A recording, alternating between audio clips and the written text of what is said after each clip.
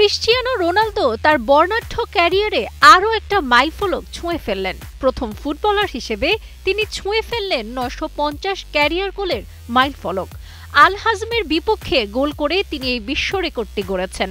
Saudi pro লিগের এই record তাকে নিয়ে গেছে নতুন বিশ্ব রেকর্ডের খুব কাছে। প্রথম খেলোয়াড় হিসেবে ১০০০ গোল থেকে তিনি আছেন আর ৫০ গোলের দূরত্বে। পর্তুগিজ এই ফুটবলার অবশ্যই গোলের আগে রাতটা বেশ হতাশা নিয়ে কাটাচ্ছিলেন। একাধিক গোল মিস করেছেন, তবে ৮৮ মিনিটে তিনি খুঁজে পান জালের ঠিকানা। তার গোলেই ২-০ গোলের জয় নিশ্চিত করে ফেলে আল নাসর। চলতি মৌসুমে লিগে এটি তার ষষ্ঠ গোল। সব মিলিয়ে ৭ গোল আছে তার নামের পাশে। ২০২২ সালে ইউনাইটেড থেকে আল নাসরে যোগ দেওয়ার পর থেকে রোনালদো ১০০-র উপরে গোল করেছেন। ক্যারিয়ারে শেষের দুয়ারে আছেন রোনালদো। ২০২৭ সাল পর্যন্ত থাকছেন আল নাসরেই।